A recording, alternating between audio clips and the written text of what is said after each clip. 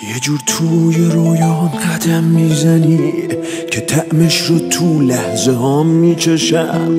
همین که یه کابوس ازم کم بشی، از این ماجرا پامو پس میکشم. چقدر گرد دنیای دورو برم، زمانی که تو چشم تو خیرشم. دوتا تیله آبی تو چشماته، باش آسمون نفس میکشم.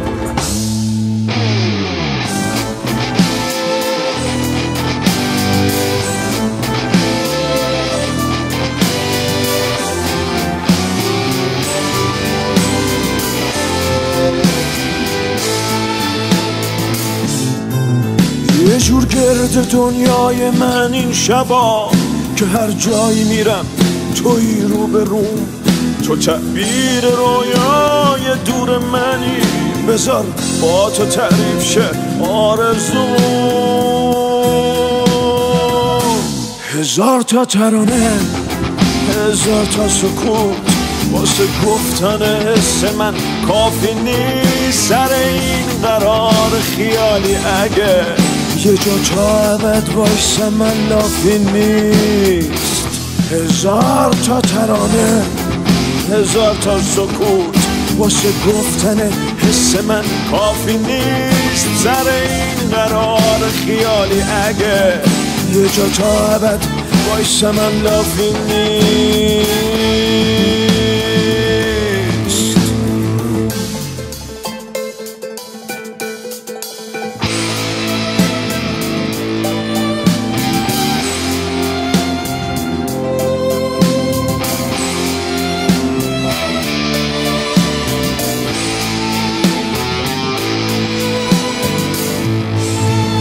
تلافی کن احساسم و خوب باش، بذار دنیا هر جور میخواد تا کنه.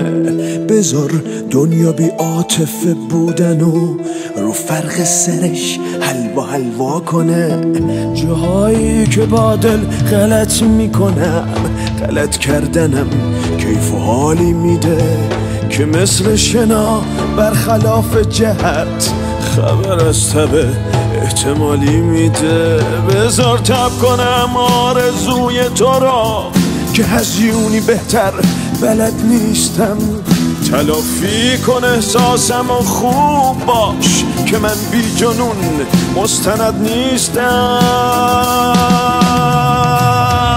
هزار تا ترانه، هزار تا سکوت، واسه گفتن حس من کافی نیست. سر این قرار خیالی اگه یه جا تا ابد واسه من لافی نیست. هزار تا ترانه، هزار تا سکوت، واسه گفتن حس من کافی نیست. سر این قرار خیالی اگه یه جا تا ابد واسه من لافی نیست.